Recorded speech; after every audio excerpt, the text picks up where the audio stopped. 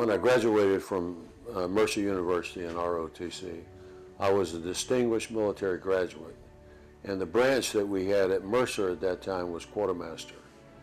And I came in as a regular Army officer, and so my first 2 years were in combat arms, and I selected field artillery. I'd volunteered for Vietnam, and I volunteered to go to the first camp. And while I was en route, I got diverted into the First Log headquarters in Tan Son Nhut.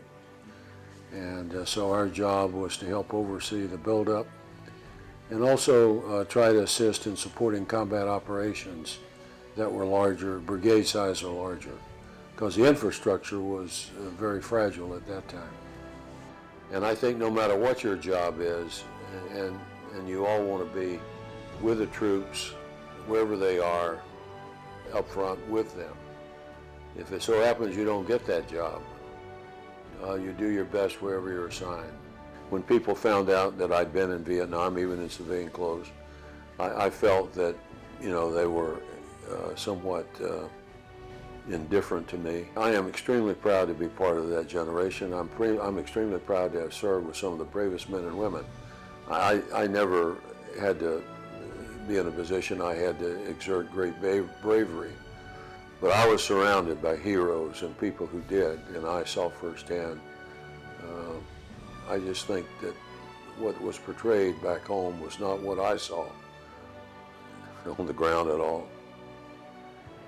It's probably the toughest job I've ever had, and because you're so isolated.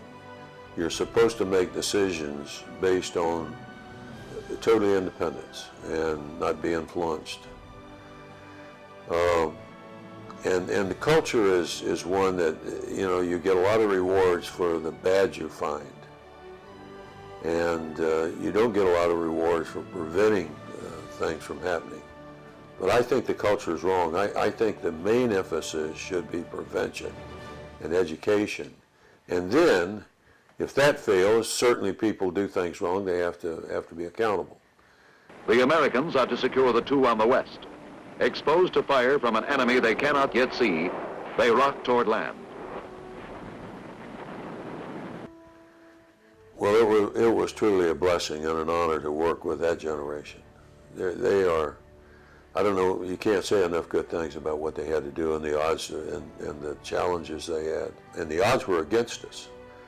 But it was miraculous the way we did get ready and we did get into that war, and the brave men and women that served in that war. Not only did they save this nation, but with our allies, they literally saved the world.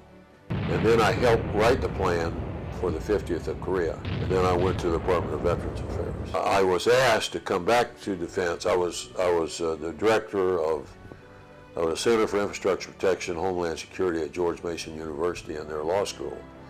And I was asked to come back 80% of my time to help build and organize the 50th anniversary of Vietnam. In my opinion, many of those veterans had never had anybody to say thank you for your service. And that's what that commemoration is all about, is saying thank you from a grateful nation to those soldiers and those airmen and those Marines and those sailors and those Coast Guardmen, to say thank you for your service. That's what it's all about. And we remember the great loss of the Gold Star mothers, Gold Star fathers, Gold Star wives, Gold Star spouses, and particularly the Gold Star children. I'm 83 years old. I'm into my, I say I'm in the 9th inning of my life. My wife says we're in the 7th inning stretch. But looking back over my life, I am extremely proud to have been a soldier, just a soldier.